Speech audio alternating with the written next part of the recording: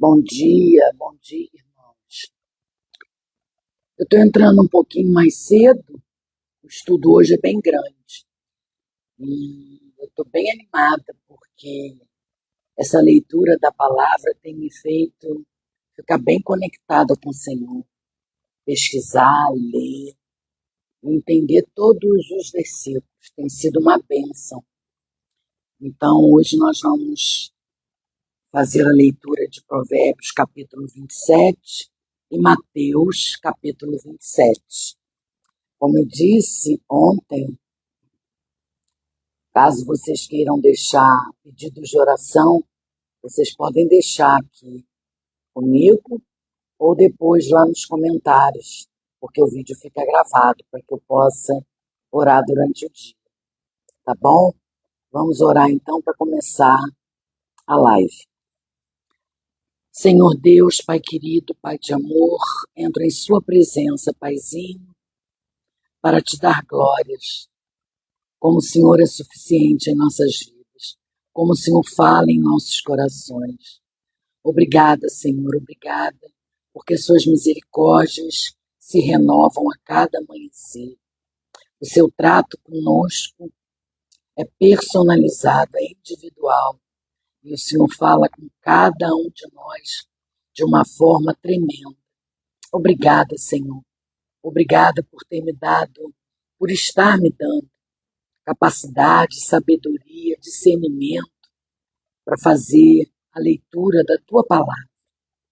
Agora eu peço, Senhor, direciona essa leitura com a presença do teu Santo Espírito nesse ambiente. Que seja a bênção. Fale conosco, Pai, de forma individual, de forma personalizada. É o que eu te peço, Pai amado. E que essa leitura não fique apenas na área de conhecimento, mas invada o nosso ser, invada os nossos corações. É o que eu te peço, em nome de Jesus. Amém. Amém, irmãos? Olha, hoje nós vamos começar com Provérbios, e o estudo é bem rico. Então eu vou começar lendo versículo e explicando cada um. Desculpa, gente. Capítulo 27, versículo 1. Não te gabes do amanhã, porque não sabes o que trará o dia. Nesse versículo,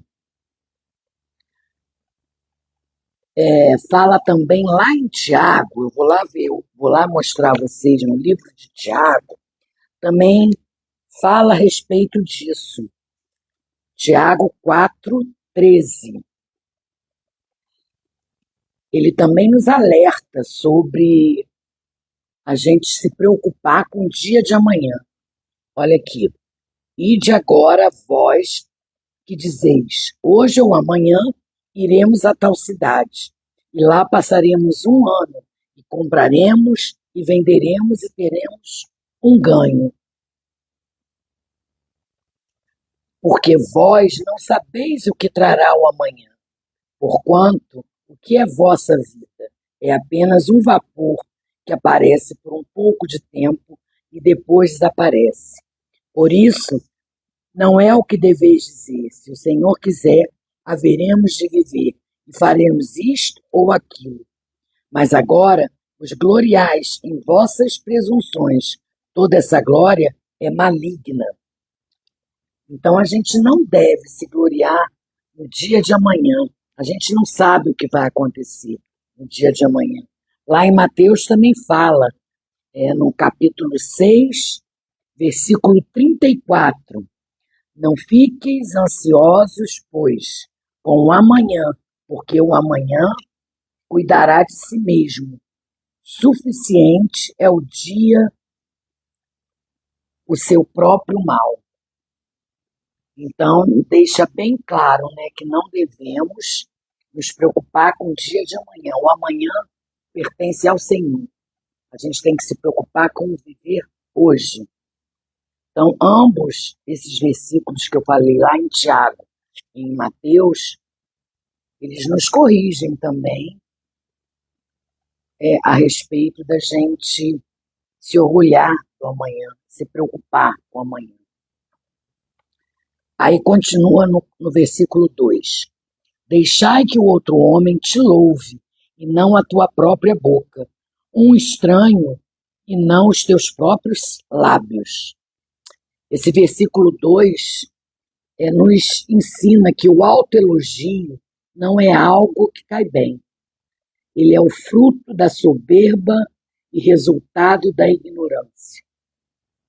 E os seus efeitos colaterais podem ser danosos, pois quem se exalta será humilhado.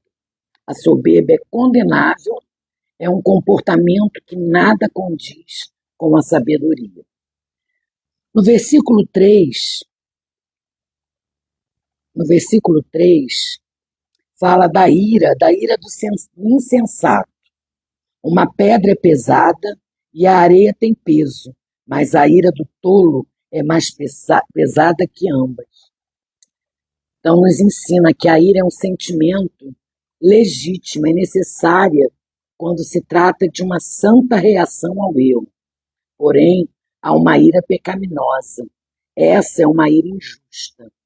A ira do insensato é difícil de suportar, é um peso esmagador. O insensato já é em si um perigo, mas a sua ira produz tragédias inevitáveis. No versículo 4, fala: a ira é cruel e a raiva é ultrajante, mas quem é capaz de permanecer diante da inveja? A inveja ela é muito perigosa. O invejoso ele quer ser como o outro, ocupar o lugar do outro e possuir o que é do outro. O invejoso é mal agradecido, não valoriza o que tem, porque cobiça sempre o que não tem. O invejoso é uma pessoa intragável e a sua inveja é mais pesada do que a pedra, mais violenta do que a fúria e mais avassaladora do que a ira. No versículo 5 e 6, diz assim: melhor é a repreensão aberta do que o amor secreto. Fiéis são as feridas de um amigo, mas os beijos de um inimigo são enganosos. A franqueza entre amigos. O desconforto do conforto sincero é melhor do que o conforto do amor encoberto. Quem repreende seu amigo com sinceridade ganha dele o respeito, e quem faz vista grossa a seus erros esconde o amor que deveria resplandecer. O amor lida com transparência, o ódio trabalha com engano, o amor sincero, o ódio é hipocrisia. No versículo 7, diz assim: a alma cheia detesta o favo de mel, mas para a alma faminta, cada coisa amarga é doce. Nos ensina que a alma farta, é uma fartura. Desculpa, gente, esse versículo, ele nos ensina sobre uma fartura invejável. Não se trata de um fato corriqueiro ao respeito de comida. É uma parábola acerca das possessões, diz respeito à disposição que adquirimos pelo nível de conforto que escolhemos. Um ponto de vista nauseado é um prêmio que não merece ser almejado na vida. No versículo 8, diz assim: como um pássaro que vagueia para longe do seu ninho, assim é um homem que vagueia longe do seu lugar. Esse provérbio comunica a ideia de falta de alvo, há elogio para o peregrino determinado, mas não para o que vagueia. Ter cuidado de sua casa é tarefa do cristão, de forma que o ninho pode ser um paralelo significativo. Então a gente tem que focar na nossa casa, na nossa família. No versículo 9, diz assim: um unguento é perfume, o unguento e perfume regozijam o coração. Assim o faz a doçura do amigo, de um homem pelo conselho cordial. A bênção da amizade. A amizade verdadeira torna a vida mais agradável. Aqui o amigo é comparado como óleo terapêutico. Um verdadeiro amigo não é conivente com os seus erros, mas é solidário com suas fraquezas. Ouvir um bom amigo faz bem à alma e alegra o coração. Eu tenho uma amiga assim. Eu tenho. Vocês têm? Eu tenho. Que bênção. No versículo 10, diz assim: não abandones o teu amigo ou o amigo de teu pai, nem entres na casa do teu irmão no dia da tua calamidade, porque melhor é um vizinho que está perto do que um irmão longe. Valorize seu vizinho. Esse texto ele trata de uma grande verdade, mas vale um amigo perto do que um irmão longe. Maltratar os vizinhos e não ter com eles uma boa relação é uma insensatez. Quebrar vínculos antigos sem motivos é conspirar contra si mesmo. Aí continua: meu filho, sê sábio e alegra o meu coração, para que eu possa responder àquele que me repreende. Um homem prudente prevê o mal e se esconde, mas os simples seguem adiante e são punidos. Toma a roupa daquele que é fiador de um estranho e toma o penhor daquele que o é para a mulher estranha. Aí no versículo 14 fala assim: aquele que abençoa o seu amigo em voz alta, levantando cedo de manhã, isso lhe será computado como maldição. Aqui nos alerta sobre elogios. A nobreza do caráter leva as pessoas a serem recatadas e humildes. Só os hipócritas fazem estardalhaços de suas obras. Já o vizinho bajulador, ao invés de construir pontes de contato, cava abismos. Tem um gesto hipócrita, desmascarado pelo exagero. Então a gente tem que ter muito cuidado com os elogios, muito cuidado, para a gente não inflar o nosso ego, porque é perigoso. Lá no versículo 15 e 16, fala sobre implicâncias. Olha o que diz. O gotejar contínuo. O gotejar contínuo. Em um dia muito chuvoso e uma mulher contenciosa são semelhantes. Quem quer que esconda, esconde o vento, e um unguento de sua mão direita que denuncia si. Então, diz assim, nos ensina sobre o cônjuge briguento. É difícil de ser controlado. A maneira praticamente de impossível de controlar o vento e o óleo são comparados. A forma de lidar com o parceiro rixoso. Uma pessoa que não possui domínio próprio transforma o ambiente onde está e é uma ameaça às pessoas ao seu redor. Então vamos ter cuidado em estar reclamando, em estar murmurando. Vamos ter cuidado com o nosso cônjuge.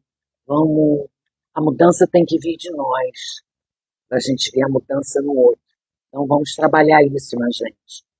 No versículo 17, diz assim: o ferro afia o ferro, assim também um homem afia o semblante do seu amigo. Aí esse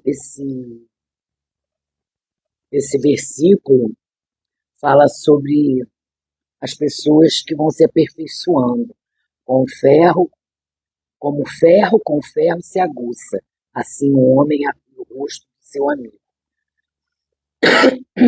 O ferro afia o ferro, dando-lhe beleza, forma e utilidade. O amigo é aquela pessoa que fala que você não quer, o que você não quer ouvir, mas sim o que você precisa ouvir. O verdadeiro amigo te molda para cada dia mais, para que cada dia mais você se pareça com Deus e use suas habilidades de maneira concreta. Como fala do amigo nesse provérbio, número 27, né? Como é importante. No versículo 18, diz assim: quem quer que cuide da figueira comerá seu fruto. Assim também, aquele que esperar pelo seu Senhor será honrado. A recompensa do trabalho. O trabalho cuidadoso traz resultados garantidos. Ninguém nunca irá colher o que não plantou. O sábio cuida do seu trabalho, não somente plantando e esperando colher, mas se dedicando a cuidar, regar e observar como seu trabalho está se desenvolvendo. Profundo esse versículo. Nós estamos no livro de Provérbios, capítulo 27, já estou lá no versículo 19. Como uma água, a face corresponde à face, assim também o coração do homem ao homem. A gente precisa conhecer a nós mesmos. Esse versículo nos ensina que o nosso coração é enganoso, mas ao mesmo tempo pode ser o melhor, pode ser o que melhor nos analisa, o nosso coração. Ele revela quem realmente somos e identifica nossa identidade. Nosso rosto traz à tona o que está armazenado em nosso coração. Ele revela exatamente o que sentimos em nosso coração. No versículo 20, continua, né? Falamos do 19, versículo 20. O inferno é a destruição, e a destruição nunca estão cheios. Assim também os olhos do homem nunca estão satisfeitos. Isso nos mostra a insatisfação crônica. Está extremamente ligada com a cobiça ardente pelo que não se tem.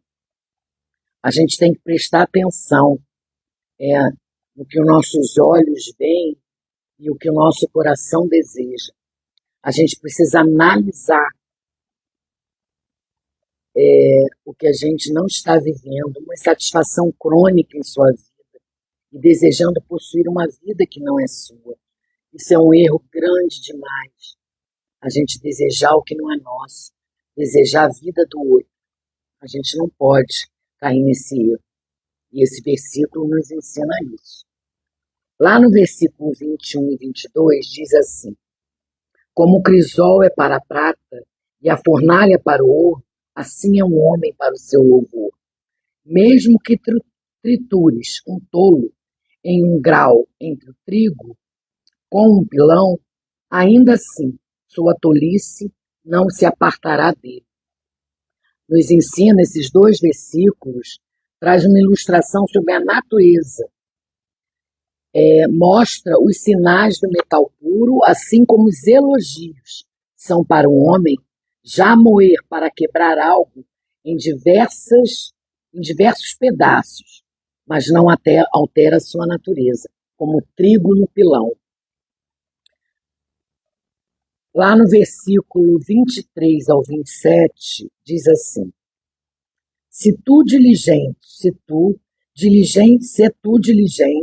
para conhecer o estado de teus rebanhos, e olha bem para as tuas manadas, porque as riquezas não são para sempre, e a coroa dura em todas as gerações. O feno aparece, e a grama tenra se mostra, e as ervas dos montes se juntam. Os cordeiros são para o teu vestir, e os bodes são o preço do campo. E tu terás leites de cabra, o suficiente para o teu alimento, para o alimento da tua família e para o sustento das tuas donzelas. Esses dois versículos trazem ilustração sobre a natureza básica.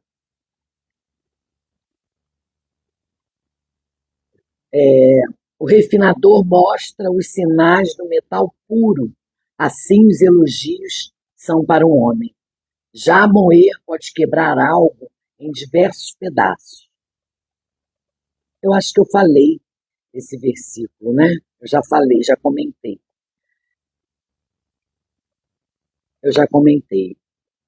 O que eu li agora, do 23 ao 27, é esse que eu vou ler, que eu já li e vou ler de novo. Olha, procura conhecer o estado das tuas ovelhas, põe o teu coração sobre os teus rebanhos, porque o tesouro não dura para sempre, e durará a coroa de geração em geração. Quando brotar a erva e aparecerem os renovos e se juntarem as ervas dos montes, então os cordeiros serão para te vestir, e os bodes para o preço do campo, e a abastança do leite das cabras para o teu sustento, para sustento da tua casa e para sustento das tuas servas. Esse cenário nos é apresentado de campo não visa transformar todos os leitores em agricultores, mas sim demonstrar a intenção apropriada entre o trabalho humano e os cuidados que vêm da parte de Deus. Cuidados estes que são negligenciados por nós, trazendo grande perigo. O texto nos chama a deixarmos de se engalfinhar com outras pessoas para obter dinheiro, posição social, para se dedicar à satisfação de realizar um trabalho que vale a pena, reconhecendo a suficiência dos cuidados de Deus. Isso é o mais importante. A gente tem que parar em ficar se engalfinhando porque a gente quer obter dinheiro, posição social, glamour, e tem que se dedicar à satisfação de realizar um trabalho que vale a pena, com dignidade, com excelência, reconhecendo a suficiência dos cuidados do Senhor Jesus. Isso é que é importante.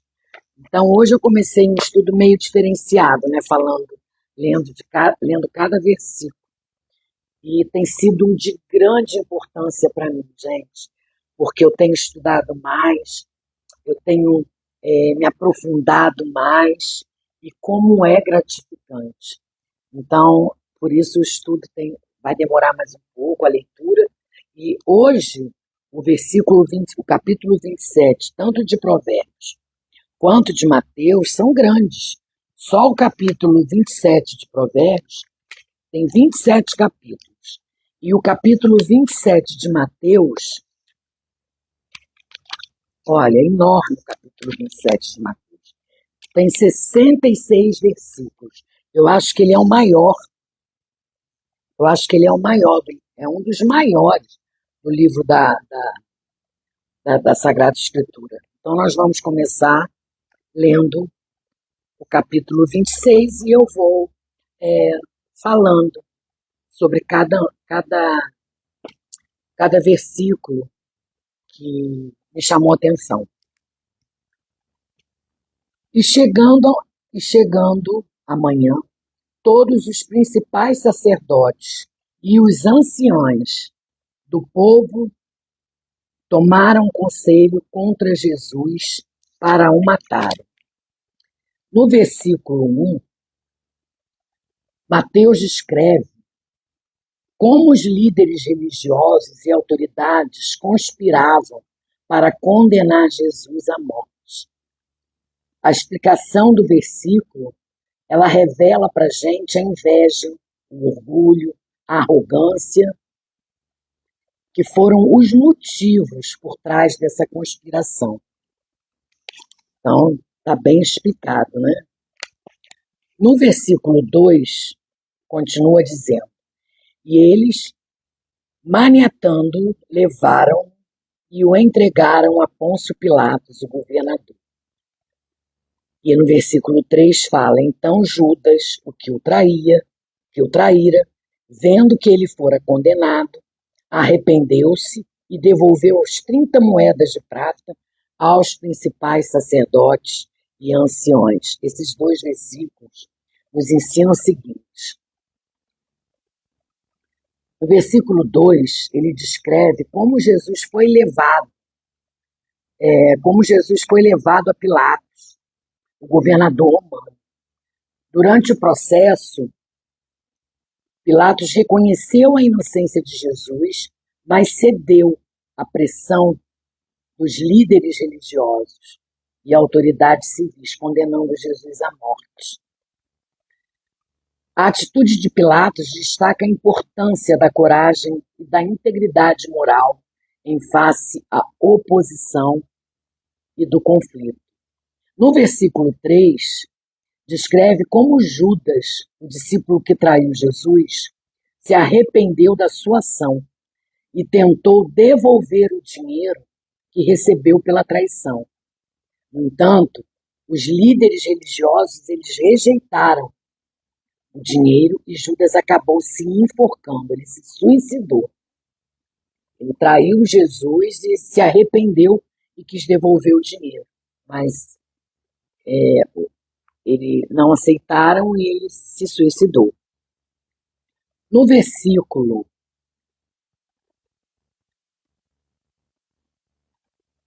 vamos dar continuidade a partir do versículo 3.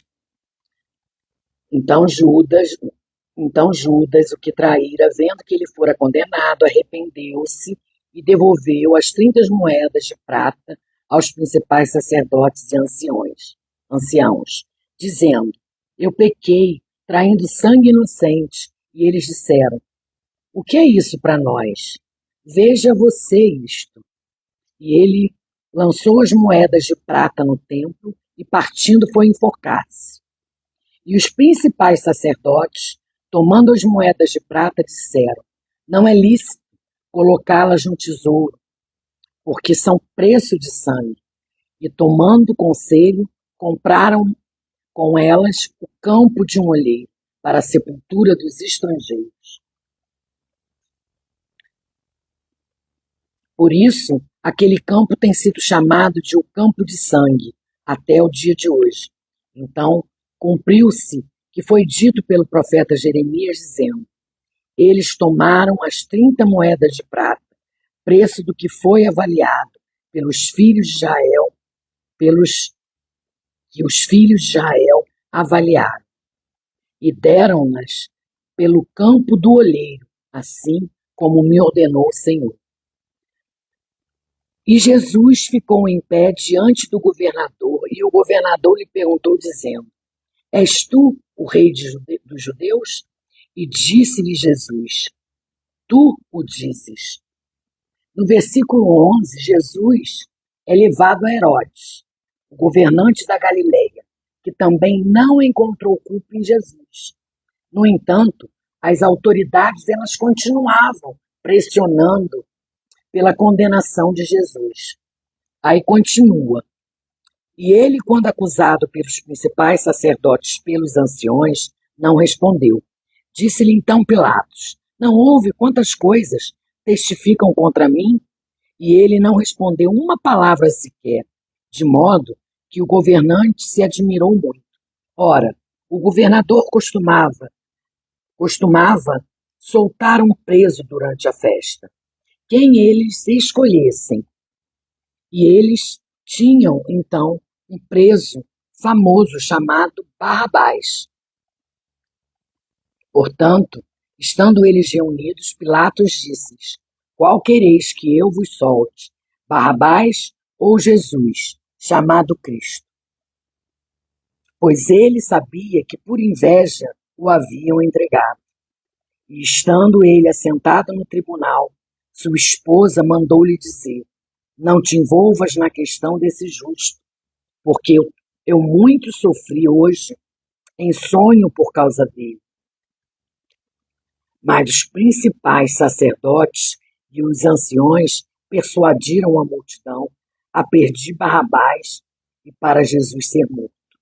O governador lhes respondeu dizendo: qual desses dois quereis vós que eu solte. E eles disseram: Barrabás.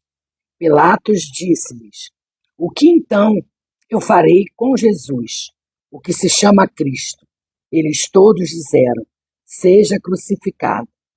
E o governador lhes perguntou por quê, que mal ele fez. Mas eles clamaram ainda mais, dizendo: Sejam crucificados. Vendo Pilatos que nada conseguia, mas antes que um tumulto fosse criado, tomando água, lavou as suas mãos diante da multidão, dizendo: Eu sou inocente do sangue dessa pessoa justa. Vede vós. E respondendo todo o povo, disse: O seu sangue será sobre nós e sobre nossos filhos. Então ele, então lhe soltou Barrabás, e tendo açoitado Jesus, entregou-o para ser crucificado. O versículo 26 descreve como Jesus é entregue para o seu sacrifício, para ser crucificado. Esse evento é o ponto central do capítulo. É uma das passagens mais importantes da Bíblia Sagrada. A crucificação de Jesus é um símbolo do amor divino e da redenção. Ela representa o sacrifício supremo de Cristo para a salvação da humanidade. E é um lembrete do poder da fé e da esperança. Vamos terminar para ler o capítulo. Agora nós paramos no versículo 26.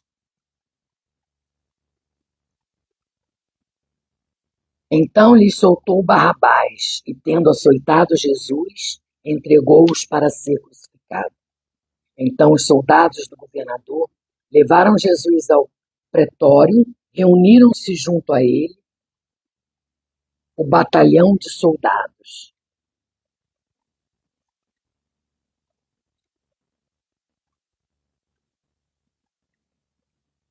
E despindo-o, vestiram-lhe um manto escarlate.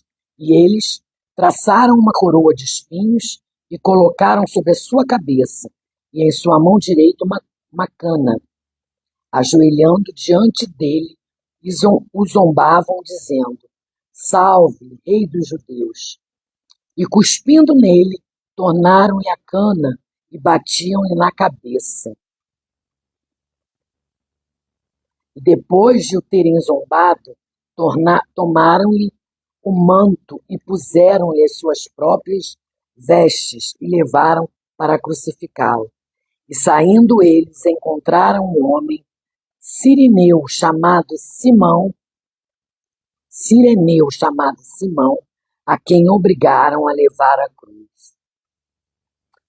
Esse versículo 32, ele relata a humilhação e o sofrimento que Jesus suportou no caminho para o Calvário. A cruz era pesada e Jesus estava exausto. Então os soldados romanos obrigaram Simão, o Cireneu, a carregá-lo em seu lugar. Este evento mostra o sacrifício que Jesus fez por nós e a importância de assumir nossas próprias cruzes em nossas vidas. Precisamos carregar a nossa cruz, como Jesus fez. Então esse versículo nos ensina isso. No versículo 33 e 34 diz assim: Eles deram-lhe.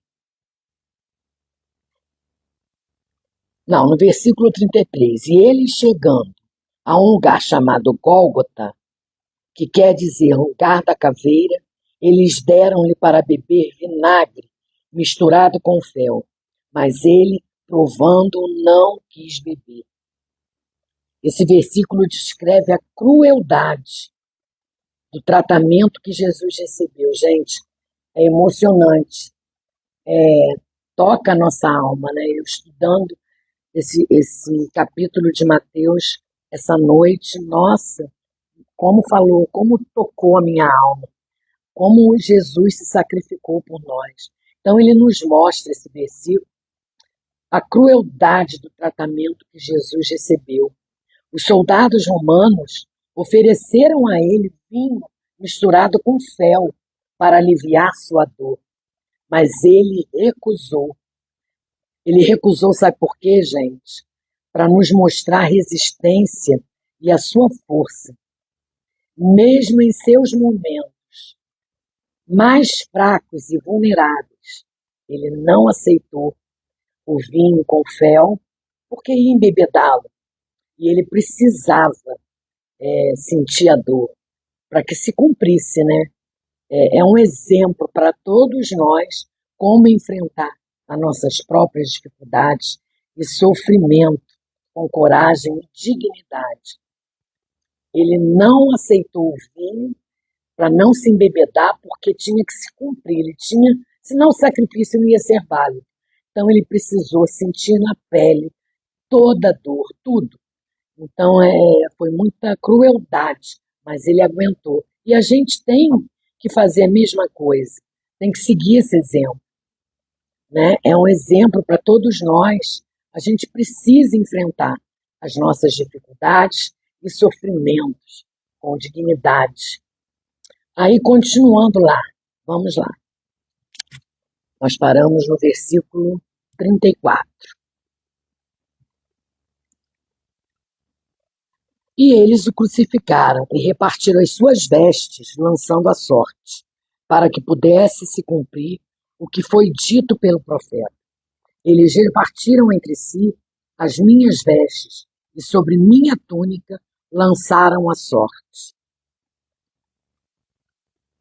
E sentando-o, o guardavam ali. E puseram-lhe por cima da cabeça a sua acusação escrita: Este é Jesus, o Rei dos Judeus.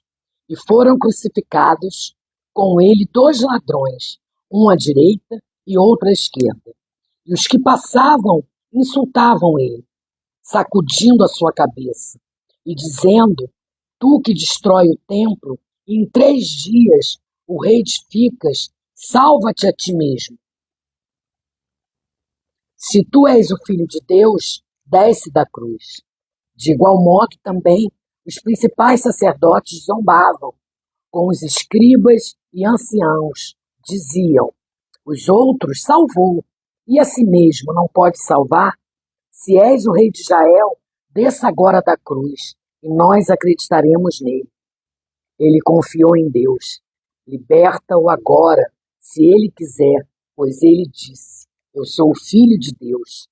E também os ladrões que foram crucificados com ele lançaram o mesmo insulto. E desde a hora sexta houve trevas sobre toda a terra, até a hora 9. E cerca da hora 9, bradou Jesus em alta voz, dizendo: Eli, Eli, lama sabactani, isto é, meu Deus, por que tu me abandonaste? Alguns dos que estavam ali ouvindo isso diziam: Este homem chama por Elias.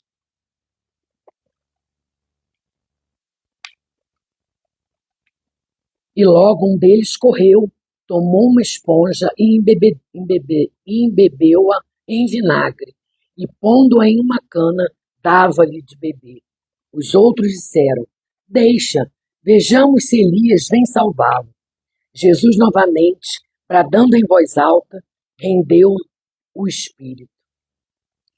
No versículo 51 diz assim: E eis que o véu do templo se rasgou em 2, de alto a baixo, e tremeu a terra, e fenderam-se as rochas.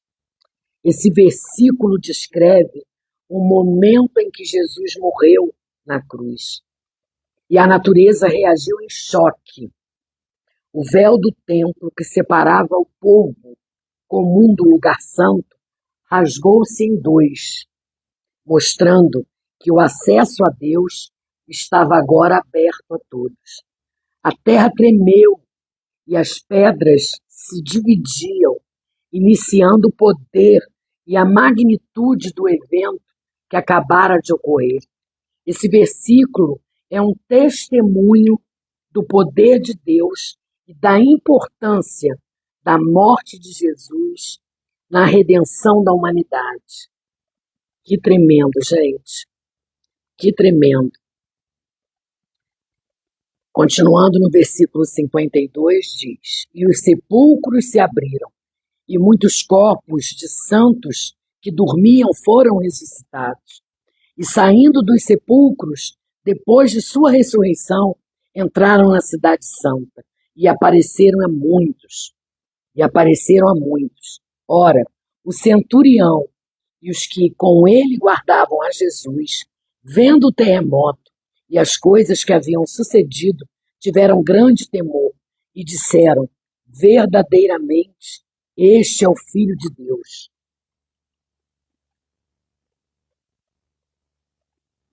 E estavam ali muitas mulheres, olhando de longe, que tinham seguido Jesus, desde a Galiléia para o Ceu, entre as quais estavam Maria Madalena e Maria, mãe de Tiago e de José, e a mãe dos filhos de Zebedeu.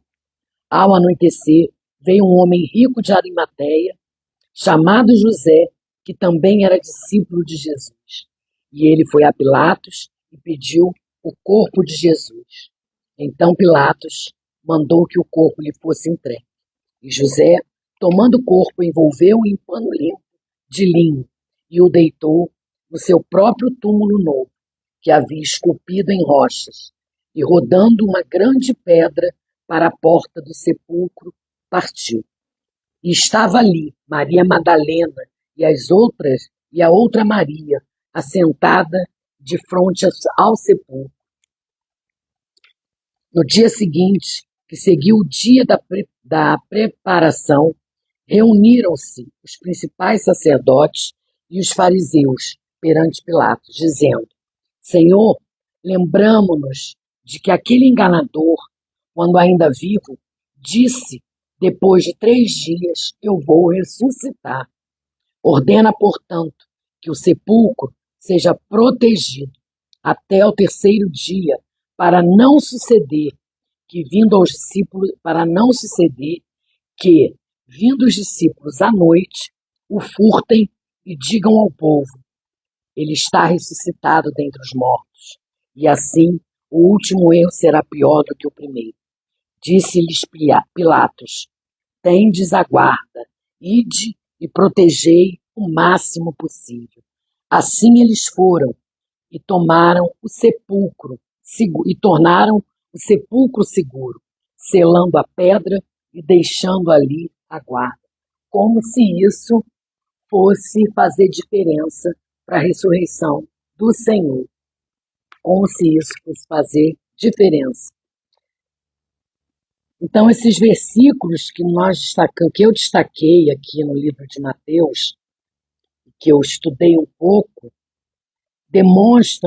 demonstraram para mim a profundidade do significado da mensagem que contém esse capítulo.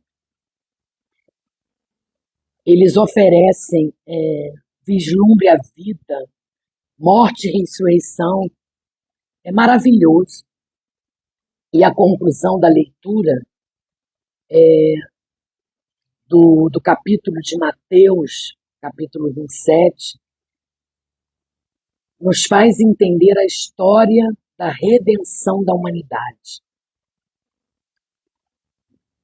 E por meio da crucificação e ressurreição de Jesus, a gente tem que sempre lembrar disso. Por pior que sejam os nossos problemas, não podemos focar no problema, vamos focar no alto. Então aqui, na minha conclusão, diz assim: por meio da crucificação e ressurreição de Jesus, nossos pecados foram perdoados e a vida eterna foi garantida para todos aqueles que nele creem. Esse capítulo nos oferece uma perspectiva valiosa sobre a importância do sacrifício de Jesus para a nossa salvação. Como é importante. Além disso, esse capítulo ele oferece lições importantes sobre a importância da integridade, da humildade e da fidelidade.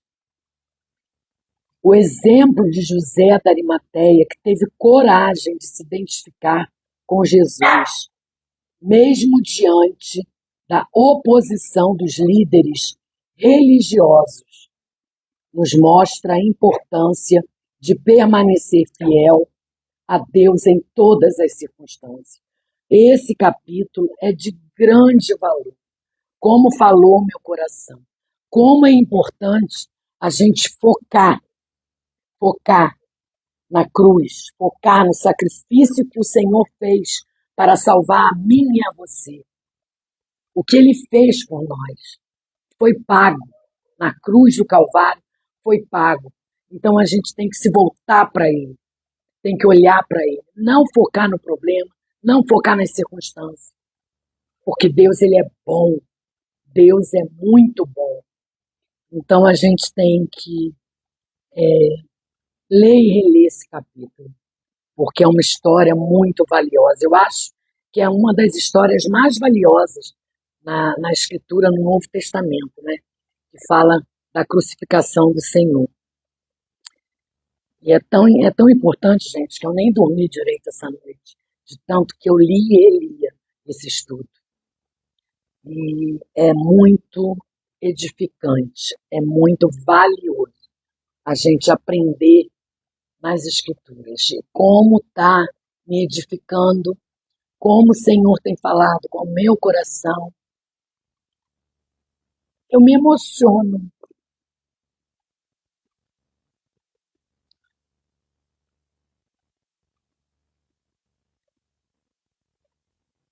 Desculpe, irmão.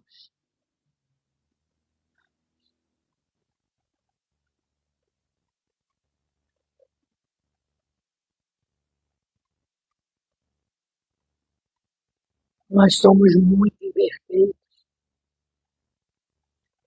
nós somos pecadores, nós não merecemos o amor do Senhor, mas Ele nos ama incondicionalmente,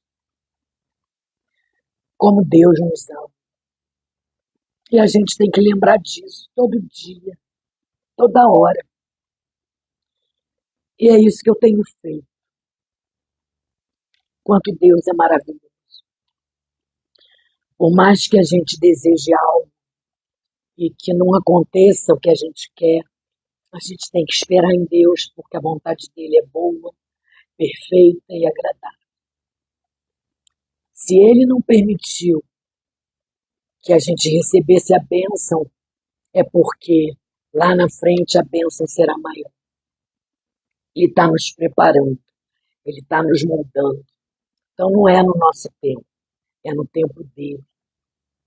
E a gente tem que lembrar do sacrifício que ele fez por mim e por você. Vamos lembrar sempre disso. Quando bater a tristeza, bater a dúvida, bater a insegurança, a gente tem que lembrar: o Senhor morreu por mim. O Senhor sofreu humilhação, foi cuspido, foi açoitado. Queriam embebedar ele, mas ele não aceitou, vinho com fel para poder sentir, para poder se cumprir o sacrifício dele por nós. Então é gratificante, é encorajador a gente ler esse capítulo, porque a gente alimenta a nossa fé. E Deus é um Deus do impossível. É isso, irmãos. Que bênção foi hoje estudar esse capítulo, estudar o livro de Provérbios. Também fiz diferente. Quem não assistiu, depois vai lá e vê. Eu fui falando versículo por versículo, explicando. E isso está me ajudando. Ajuda a que eu entenda também as Escrituras. E Deus tem falado comigo. Eu devo fazer desse jeito. Então não adianta a gente ler, simplesmente ler. A gente tem que falar, sentir com o coração, deixar o Espírito falar por nós. E é isso que eu tenho feito. É isso que eu tenho feito. Escutava a voz do Senhor. Eu agradeço imensamente ao Espírito Santo por estar me direcionando. Agradeço demais. Tá bom, irmãos? Obrigada a todos que estão online aqui. Muito obrigada. Muita gente online hoje. Nossa, eu estou tão feliz de ver vocês aqui. Muito bom. Flávia, Janaína, Marcos, Valdo, muita gente aqui. Que bom, gente. E como eu falei no início da live, se vocês têm algum pedido de oração, coloquem aí nos comentários depois da live gravada, para que eu possa estar orando durante o dia, por cada pedido. Deus também se agrada, né, que a gente interceda por nossos irmãos. E eu quero interceder por cada pedido, tá bom? Vamos orar então para dar o fim a essa live, que foi muito, muito gratificante. Eu espero que tenha falado com vocês também. Vamos orar. Senhor Deus, Paizinho, obrigada, Senhor, obrigada por esse momento único. Obrigada por nos permitir mais um dia na Tua presença. Um dia único, feito especialmente para cada um de nós. O Senhor falou conosco, em especial. O Senhor fala com cada um de forma personalizada, de forma única. Ô Senhor, gratidão por essa leitura, gratidão por esse estudo. Como é bom aprofundar a leitura com o estudo. Como é bom, Senhor. Obrigada, Pai. Obrigada. Nos dirija o restante do dia, nos ajuda a caminhar com as nossas fraquezas, com as nossas dúvidas, mas nos dando a certeza de que o Senhor é conosco e que o acusador bata em retirada, porque o inimigo, ele sabe que ele está perdendo, porque o Senhor, ele está conosco, o Senhor está nesse ambiente. E quando o inimigo percebe que está perdendo, ele joga setas de acusação, dizendo que não somos capazes, de que a live está ruim, de que você não tem uma voz boa, de que você não sabe fazer, mas eu repreendo em nome de Jesus,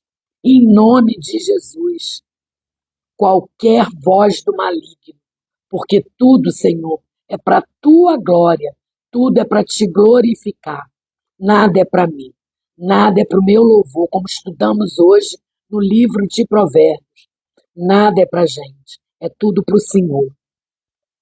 Te glorificamos, Senhor, te enaltecemos, só o Senhor é digno de honra, glória, poder, o Senhor é o Deus do impossível, o Senhor cura, o Senhor salva, o Senhor restaura.